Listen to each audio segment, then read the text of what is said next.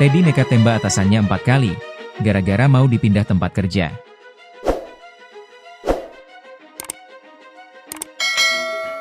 Kesal karena hendak dipindah tempat kerja, seorang pegawai bernama Teddy Saputra, 32, nekat tembak atasannya sebanyak 4 kali hingga tewas.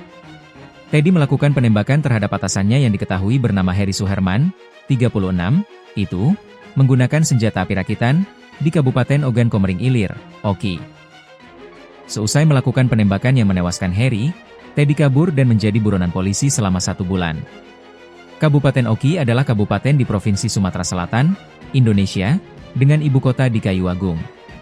Wilayah ini memiliki sejarah panjang, berasal dari nama 2 suku besar dan aliran sungai Ogan dan Komering, serta pernah menjadi bagian penting dari Kesultanan Palembang Darussalam dan jalur perdagangan di masa kolonial Belanda.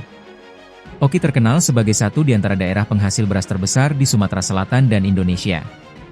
1 bulan buron, Teddy akhirnya berhasil diringkus. Tim gabungan dari Satreskrim, Satintelkam Polres Oki dan Polsek Sungai Menang meringkus Teddy Saputra, 32, di satu rumah keluarganya pada Selasa, 19 Agustus 2025, dini hari. Di mana korban Heri Suherman, 36, merupakan asisten Divisi 4 Kebun Nawasurya, PT Sampurna Agro ditemukan tewas mengenaskan ditembak pelaku pada Jumat, 25 Juli 2025, silam.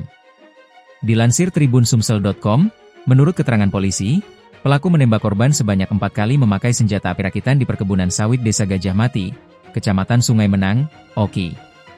Pelaku yang mengejar korban berhasil melumpuhkannya dengan tembakan mengenai punggung kiri atas dan bagian belakang kepala.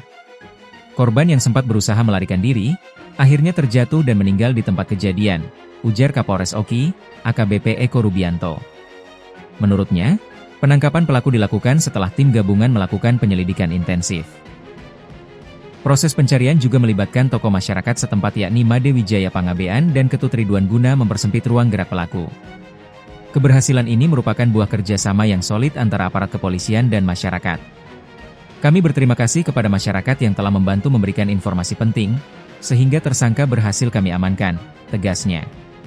Selain itu, AKBP Eko menambahkan proses hukum terhadap tersangka akan dilanjutkan sesuai aturan yang berlaku.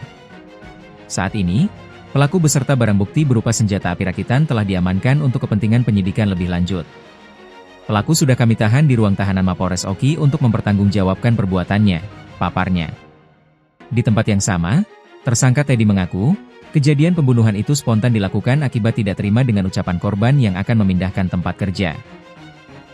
Awalnya saya bekerja di bagian perawatan kebun, lalu dipindahkan sebagai penjaga pondok dan terakhir saat sedang ikut apel pagi korban ngomong mau pindahkan untuk mengangkut, melansir, air.